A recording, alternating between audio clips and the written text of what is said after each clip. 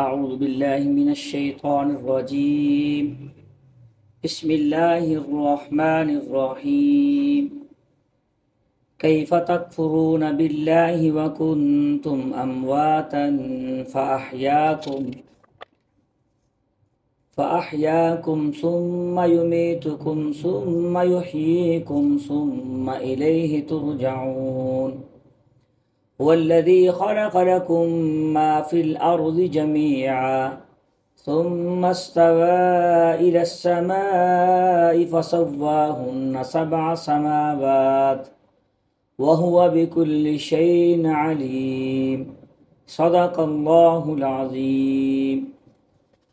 کیف تکفرون باللہ، کیسے تم انکار کرتے ہو اللہ تعالیٰ کا، حالانکہ تم مردہ تھے، بے جان تھے، بس تمہیں اس نے زندہ کیا. ثم یحییکم، پھر موت دے اللہ تعالیٰ، ثم یحییکم، پھر زندہ کریں گے، پھر اسی کی طرف لٹائے جاؤ گے.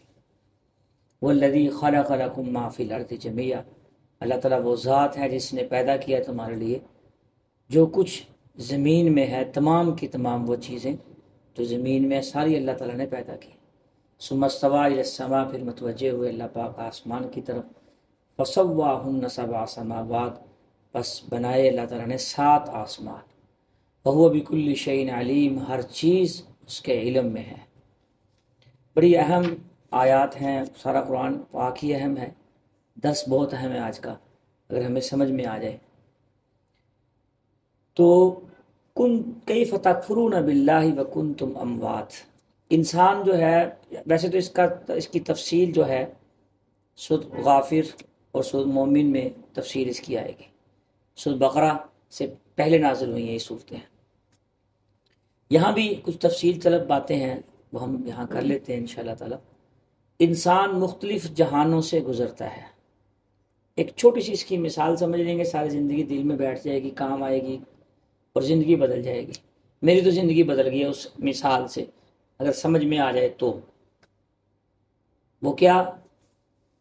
پہلے انسان باپ کی پشت سے ماں کے رحم میں آتا ہے. ایک باپ کی پشت، یہ ایک جہان ہے، اس کے لیے بے جان چیز ہے. پھر یہ کچھ ٹائم اس کے اندر رہتا ہے، پھر اس کے بعد اگلے جہان میں آتا ہے. 9 ماہ کا ٹائم اللہ تعالیٰ نے اس کے لیے رکھا ہے، ماں کے رحم میں. یہ بھی ایک اس کے لیے مستقل ایک جہان ہوتا ہے. پھر یہاں سے اس کا انتقال ہوتا ہے، منتقل ہوتا ہے، دنیا کے پیٹ میں آ جاتا ہے. پھر یہاں سے کچھ وقت جتنا اللہ تعالیٰ نے لکھا ہوتا ہے انسان کا، یہاں سے پھر مٹی قبر کے پیٹ میں چلا جاتا ہے. وہاں جتنا وقت اللہ تعالیٰ نے لکھا ہے، پھر اس سے اگلا جہان جو ہے انسان کا، میدان حشر ہوگا، اس میں جمع ہوں گے. اس کے بعد جنت ہے یا جہنم. مطلب کہ جہاں سے جو اصلی گھر انسان کا ہے وہ جنت ہے. جہاں سے انسان آیا ہے مختلف مراحل سے گزر کے وہیں اس نے جانا ہے. جو مسلمان ہوگا جہنم سے بھی نکل کے پھر اس نے اپنے گھر میں ہی ایک نہ ایک دن جانا ہے. اللہ تعالیٰ ہمیں بغیر حساب کتاب کے جنت الفردوس میں جگہ عطا فرمائے. اس کی ایک مثال سمجھے چھوٹی سی، جو مفسرین نے لکھی ہے کہ اگر ایک انسان ہے باپ کی پشت میں سے ماں کے رحم میں آیا ہے. اب دیکھیں اللہ تعالیٰ نے اس کے لیے غذا کا پورا نظام بنایا ہوا ہے، ٹھنڈا گرم اچھا برا جو ماں استعمال کر رہی ہے سارا بچے پہ جا رہا ہے. اب اگر کوئی بچے کو یہ سمجھائے کہ بھائی تمہارے لیے تھوڑا سا وقت ہے، صرف 9 مہینے کا، اس سے بعد جو اگلا جہان ہے نا وہ بہت بڑا ہے اس سے، جس جہان میں تم پل رہے ہو، تو بچے کی عقل چھوٹی ہونے کی وجہ سے اس کو یہ بات سمجھ نہیں آئے گی. کہے گا نہیں، میرے لیے مجھے پانی بھی یہاں مل رہا ہے، مجھے غذا بھی یہاں مل رہی ہے اور میں اسی میں خوش ہوں، اسی جہان میں خوش ہوں. جبکہ وہ جہان اس کے لیے عارضی ہوتا ہے. جب وہ ٹائم گزر جاتا ہے، ٹائم پورا ہو جاتا ہے 9 مہینے کا، اب دنیا کے پیٹ میں آیا، اب اسے کہتے ہیں ہاں بھائی یہ جہان دیکھا ہے، اس میں جہاز ہیں، ستارے ہیں، سورج چاند ہے، اس میں پوری کائنات ہے. تو آپ پچھلا جہان بتلاؤ، عارضی تھا کہ نہیں تھا؟ اب یہ کہتا ہاں یار وہ پچھلا تو میرا بالکل عارضی سا جہان تھا، وہ تو میں نے 9 ماہ کا ایک ٹائم پیریڈ تھا، وہ تو جو میری ماں کھاتی تھی وہی میں کھاتا تھا، جو میری ماں پیتی تھی وہی پیتا تھا، وہ ایک میرے لیے ایک ٹائم لیمٹ تھی چھوٹی سی. تو اس جہان کو سمجھتا ہوں یہ تو بہت بڑا ہے. اب اس جہان میں سمجھانے کے لیے انبیاء اکرام کو اللہ تعالیٰ نے بھیجا کہ بھی جو اگلا جہان ہے نا، اصل جہان وہ ہے تمہارا. تم یہاں ایک ٹائم پیریڈ کے لیے آئے ہو، یہ عارضی جہان ہے، یہ تو تم ایسی چیزیں نہیں جو چیزیں تمہاری عقل میں نہیں آ رہی، عقل میں یہ باتیں ڈالنے کے لیے آپ نے دیکھو گا جب پچھلے جہان سے بچہ اس جہان میں آتا ہے تو روتا ہے کہ نہیں روتا؟ جب آنکھیں کھل جاتی ہیں اچھی طرح پھر اس کو پچھلے جہان کو وقتی اور عارضی سمجھتا ہے۔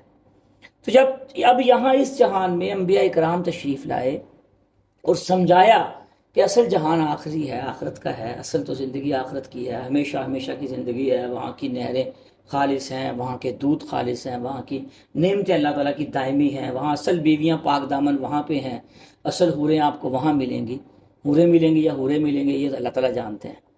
اصل کیا ہوگا وہاں پہ وہ اللہ ساری چیزیں اللہ تعالیٰ انبیاء کرام نے قرآن پاک بھی دیا، کتابیں بھی دی، اتنے انبیاء آئے لیکن اس کو سمجھ نہیں آتی، یہ اس میں جانے کے لیے تیار نہیں ہے، موت کے لیے تیار نہیں، گھبراتا ہے، پرہیز کرتا ہے، مختلف قسم کے مختلف طریقے اپناتا ہے۔ اب اگر میں اس پہ بات کروں کتنے دنیا میں لوگ آئے جنہوں نے مختلف ایسے ایسے طریقے اپنائے تو جو ہم بڑی دیر تک قائم رہنے کی نہیں رہ سکے، کوئی نہیں، ہم بھی نہیں رہ سکیں گے۔ جب آنکھ بند ہوگی، حضرت علی رضی اللہ تعالیٰ عنہ کا قول ہے کہ نوم العالم، پورا جہان سویا ہوا ہے، اس کی آنکھ تب کھلے گی جب اس کو موت آئے گی، پھر سمجھ آئے گا ہو یار یہ کیا، یہ تو اصل جہان تو وہ تھا، ہم نے تو ساری زندگی کس چکر میں لگا دی۔ بخاری شریف میں رسول اللہ صلی اللہ علیہ وسلم کی روایت بھی اس میں ہے، ولا عین رأت ولا اذن سمعت وعلی قلب علی خطرک او کما قال علیہ السلام۔ رسول اللہ صلی اللہ علیہ وسلم نے فرمایا کسی آنکھ نے دیکھا نہیں کیا ہے وہاں، کیا ملے گا، مثالیں دی جاتی ہیں صرف، اور کسی کان نے سنا نہیں، وعلی قلب علی خطرک، کسی دل میں خیال بھی نہیں آیا کیسا ملے گا آگے جا کے۔ تو بھائیو یہ ایک بڑا عرصے سے جہان ہے، ہمارا علماء کا کام یہ سمجھانا ہے، اللہ ہمیں بھی سمجھ نصیب فرمائے اور سارے کائنات کے لوگوں کو سمجھ نصیب فرمائے۔ بڑا عارضی وقت ہے ہمارے لیے، تھوڑا سا وقت ہے، پتہ نہیں کتنی زندگی ہے، پھر پتہ چلے گا جب آنکھ بند ہوگی ہو یار یہ کیا، کس چکر میں پڑ گئے ہم تو کس چکر میں پڑے رہے۔ تو اس لیے ہم نے اپنی زندگی میں اس مثال کو فٹ کر لینا ہے، اپنی زندگی کا حصہ بنا لینا ہے۔ یہ تو ہم مختلف جہانوں سے گزرتے ہوئے عارضی مسافر ہیں، آگے ہم نے جانا ہے، ابھی ہم نے آگے جانا ہے۔ تو جب یہ باتیں سمجھ آ جائیں گی تو پھر انسان کی زندگی کو بھی اس کو سمجھ آ جائے گی کہ کتنی اہم زندگی ہے، کتنا موڑ، کتنا وقت کے لیے ہم یہاں آئے اور کس کام کے لیے آئے۔ اب یہاں پہ اللہ پاک جو فرما رہے ہیں نا وَكُنْتُمْ أَمْوَاتٍ، تم مردہ تھے پہلے، اس کے بعد اللہ تعالیٰ نے زندہ کیا۔ آپ نے دیکھا ہوگا کہ جب ماں کے رحم میں آتا ہے، حضرت عبداللہ ابن مسعود رضی اللہ تعالیٰ عنہ سے ایک روایت ہے بخاری شریف کی حدیث نمبر 3208 کہ جس وقت بچہ 4 ماہ کا ہوتا ہے تو اللہ تعالیٰ اس کی 4 چیزیں لکھ دیتے ہیں، اس کا رزق لکھ دیتے ہیں، اعمال لکھ دیتے ہیں، عمر لکھ دیتے ہیں، اور یہ نیک بخت ہوگا، شقی ہوگا، بدبخت ہوگا۔ اس حدیث پہ اس کے اوپر ہم نہیں جائیں گے، بہت لمبی تفصیلات ہیں اس کی، لیکن خلاصہ اس بات کا یہ یاد ذہن میں رکھیں، جب ہمیں پیدا ہونے سے ماں کے پیٹ کے اندر ہی ہمارا رزق لکھ دیا گیا، پھر ہم اس رزق کے پیچھے مارے مارے کیوں پھرتے ہیں؟ اسباب اختیار کریں لیکن اسباب کو ہی سب کچھ نہ سمجھ کے بیٹھ جائیں۔ اب جب ایک بندہ کہتا ہے میں اسباب اختیار کرتا ہوں، اب اگر اس کی اسباب اختیار کرنا اور اسباب کی نفی کوئی بھی نہیں کرتا، دوستو اسباب کے پیچھے پڑ جانا اس کی نفی کرتا ہے۔ اب فرق کیسے پتہ چلے گا کہ بندہ اسباب کے پیچھے پڑا ہوا ہے یا اسباب کو ہی سب کچھ سمجھ رہا ہے یا مسبب الاسباب کو جو اسباب پیدا کرتے ہیں اس ذات کو بھی؟ اگر تو آپ کی نماز قضا نہیں ہوتی، فوت نہیں ہوتی، قرآن کی تلاوت نہیں ختم وہ ہوتی، تو اس کے لیے وقت نکلتا ہے۔ اگر آپ کے لیے اللہ تعالیٰ کے لیے، رسول اللہ صلی اللہ علیہ وسلم کے لیے وقت ہے، دین کے لیے وقت ہے، جو اللہ کی ذمہ داریاں اللہ نے حکم نازل فرمائے اس کے لیے وقت ہے، تو سارا جو مرضی کرے، جتنے مرضی اسباب اختیار کرے، تو آپ مومن ہیں۔ لیکن اگر اسباب کے پیچھے ہی پڑے ہوئے ہیں، رزق کے پیچھے ہی پڑے ہوئے ہیں 24 گھنٹے، نہ نماز کی فکر ہے، نہ اپنے اعمال کی فکر ہے، نہ سچ اور جھوٹ کی تمیز رہی ہے، نہ ملاوٹ کی اور حق کی اور باطل کی، حلال اور حرام کی کوئی تمیز نہیں ہے، پھر سمجھ لے بدبخت انسان ہے، اس کو پتہ ہی نہیں بیچارے کو کہ میں کس مقصد کے لیے آیا ہوں اور کس مقصد میں پھر رہا ہوں مارا مارا۔ بات سمجھ آ رہی کہ نہیں آ رہی؟ انسان کی بدبختی کی، اس کے لیے آپ کو کسی مفتی صاحب کے پاس نہیں جانا پڑے گا، خود چیک کریں اپنے آپ کو کہ میں نیک بخت ہوں یا بدبخت ہوں۔ بدبخت وہ ہوتا ہے جس کو حلال حرام کی کوئی تمیز نہ ہو، جس کو صبح شام کی کوئی فرق کا پتہ نہیں، جس کو صبح سے شام تک، شام سے صبح تک جس کو لالے پڑے ہوں بیچارے کو، ایک کوٹھی ہے دوسری کوٹھی کے بنانے کے چکر میں، ایک گاڑی دوسری گاڑی کے چکر میں پھنس رہا ہوا ہے، ایک موبائل ہے دوسرے موبائل میں، ایک فیکٹری ہے دوسری فیکٹری کے چکر میں پھنسا ہوا ہے۔ جو بندہ اسی چکر میں پھنسا ہوا ہے، نہ نماز کا پتہ ہے، نہ روزے کا پتہ ہے، نہ ماں باپ کا پتہ ہے، نہ بیوی بچوں کا پتہ ہے، وہ سمجھ لے اس کی زندگی سے اندر وہ ختم ہو گئی ہے بالکل، وہ بدبخت انسان۔ اور جو سارے کام کر رہا ہے، بیوی بچوں کے ساتھ بھی رہ رہا ہے، کام بھی کر رہا ہے، لیکن اللہ تعالیٰ کو نہیں بولتا، رسول اللہ صلی اللہ علیہ وسلم کو نہیں بولتا، یہ نیک بخت انسان ہے۔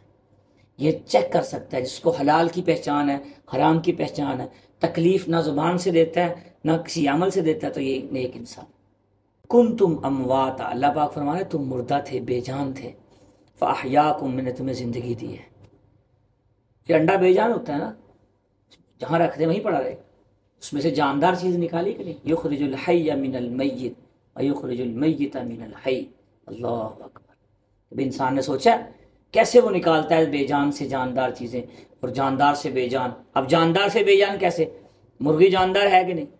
بے جان چیز نکلی کہ نہیں نکلی اس سے؟ ہر چیز قرآن پاک میں ہے۔ یہ جتنے جدید مسائل جن سے ہمارا اب واسطہ پڑ رہا ہے، اللہ تعالیٰ کو پتا تھا ان مسائل سے واسطہ پڑے گا اگلی دنیا میں جا کے، کچھ سالوں بعد، کچھ صدیوں بعد، قیامت تک کے لیے قرآن پاک رہنمائی کرتا ہے انسان کی۔ اگر قرآن پاک پڑھیں، سمجھیں یا سیکھیں تب سمجھ آئیں گی نا یہ باتیں، تب پتہ چلے گا نا قرآن پاک میں ہے یہ مسئلے ہیں کہ نہیں ہے۔ تب عقل، جب انسان قرآن سے دور ہوتا ہے، قرآن پاک سے، پھر عقل استعمال کرنی شروع کر دیتا ہے، پھر مختلف قسم کے فلاسفروں کو دیکھنا شروع کر دیتا ہے، پھر ملحد۔ اچھا، اگلی بات، بہت سارے لوگ اس میں کنتم امواتا فاحیاکم ثم یمیتکم، اس کا انکار کرتے ہیں، اس کا ذکر، مثلا قبر کی زندگی کا انکار کریں گے کہ قبر میں کچھ بھی نہیں ہونا۔ اب تو مشکل ہے ہی نہیں سمجھنا اس کو۔ سادی سی مثال میں اکثر سمجھاتا ہوں، ایک چھوٹا سا میموری کارڈ لے لیں آپ، چھوٹا سا موبائل فون لے لیں، کتنا سا ہوتا ہے، اس کے اندر کتنی چیزیں آ جاتی ہیں، کتنی بلڈنگیں آ جائیں گی، کتنے گھر آ جائیں گے، پوری دنیا کی چیزیں آ سکتی ہیں کہ نہیں آ سکتی؟ کتنا اندر نقشے بھرے پڑے ہیں، کتنی چیزیں بھری پڑی ہیں، بہت ساری چیزیں چھوٹے سے موبائل فون میں بڑی ہوتی ہیں۔ قبر کتنی بڑی ہے، اس میں یہ ساری جنت جہنم فرشتے اور سارا کچھ نہیں آ سکتا کیا؟ او بھائی بہت کچھ آ سکتا ہے۔ ہاں، وہ کہتے ہیں نا یہ جنت بھی ہے جہنم بھی ہے، نہیں مانتا تو مر کے دیکھ، وہ ہے علامہ اقبال رحمۃ اللہ علیہ کا ایک شعر بھی تو ہے نا۔ تو اس لیے میرے دوستو، آخرت کی زندگی کا انکار کرنے سے انسان کافر ہو جاتا ہے، وہ قرآن کا انکار کرنا ہے۔ ایسے جو انکار نہیں کرنا چاہیے کہ ہمیں اٹھایا نہیں جائے گا مرنے کے، اللہ اٹھائیں گے اور ہمیں حساب کتاب دینا ہوگا۔ سورہ یاسین پڑھ لیں، اس میں آ جائے گا الیوم نختم علی افواہہم وتکلمنا ایدیہم وتشہد ارجلہم بما کانوا یکسبون، کہ تمہارے ہاتھ بولیں گے ہم نے کیا کیا، کہاں کہاں استعمال ہوئے، تمہارے پاؤں بولیں گے ہم کہاں کہاں استعمال ہوئے، یہ ہاتھ بتلائیں گے تم کہاں کہاں کیا کیا کرتے رہے۔ زبان بند ہوگی، الیوم نختم علی افواہہم وتکلمنا ایدیہم، ہاتھ بولیں، وتشہد ارجلہم بما کانوا، ہر چیز بولے گی، آنکھیں خود بول کے بتائیں گی کہاں کہاں ہم نے کیا کیا بد نظریاں کی ہیں۔ میری بات سمجھ آ رہی کہ نہیں آ رہی؟ اللہ پاک جب خود فرما رہے ہیں، اس کے لیے کچھ اور دلیل کی تو ضرورت ہی نہیں ہے۔ اس کے ساتھ ساتھ اعمال کا انکار کر، اس کا بھی ذکر قرآن پاک میں ہی ہے کہ کرامن کاتبین یعلمون ما تفعلون، اللہ پاک فرما رہے ہیں 2 فرشتے میں نے تمہارے گواہوں کے لیے بٹھائے ہوئے ہیں، یہ ہر چیز لکھتے ہیں تمہاری۔ یہ صرف وہی نہیں لکھتے جو تم بولتے ہو، جو آنکھوں سے اشارے کرتے ہو نا رنگ برنگے، وہ بھی لکھتے ہیں۔ ہاں، صرف یہ نہ سمجھے کہ آپ جو بولیں گے وہی لکھیں گے، جو آپ لکھ رہے ہیں، بول کچھ نہیں رہے، اس کو بھی لکھ رہے ہیں، جو آپ دیکھ رہے ہیں اس کو بھی لکھ رہے ہیں، جو بول رہے ہیں اس کو تو لکھ ہی رہے ہیں۔ ما یلفظ من قول الا لدیہ رقیب عتید، قرآن پڑھ کے تو دیکھیں یار، ہر چیز قرآن پاک میں پڑھی۔ اللہ تعالی ہمیں صحیح قرآن پاک پڑھنے کی اور اس کو سمجھنے کی توفیق عطا فرمائے۔